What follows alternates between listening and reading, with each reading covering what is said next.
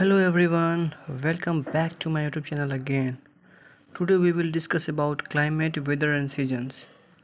What are the differences between climate, weather and seasons? Climate.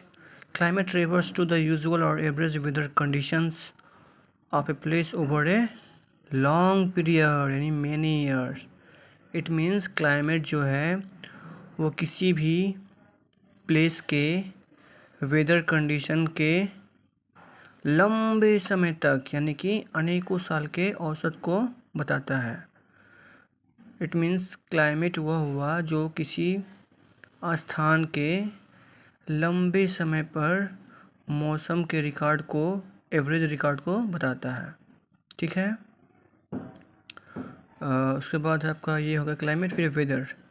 Weather is the condition of the atmosphere in a place at a specific time. Weather जो है किसी place के specific time पर किसी विशेष समय पर atmosphere की condition को बताता है।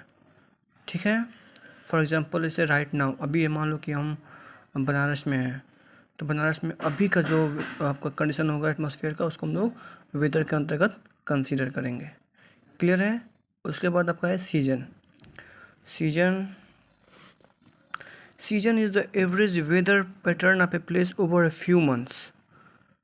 सीजन जो है वो किसी प्लेस का कुछ मंथ का वेदर का एवरेज रिकॉर्ड है। सीजन होता है because of the earth movements around the sun, क्योंकि अर्थ जो है हमारे सन के चारों तरफ मूवमेंट करती है रिवोल्यूशन मूवमेंट की वजह से। तो ये था हमारा डिफरेंस क्लाइमेट, वेदर और सीजन में। एक बार फिर से रिवीजन करते हैं। Climate refers to the usual और average weather condition of a place over long period many years. It means climate जो है किसी स्थान के लंबे समय तक आपका वेदर कंडीशन का एवरेज रिकॉर्ड है।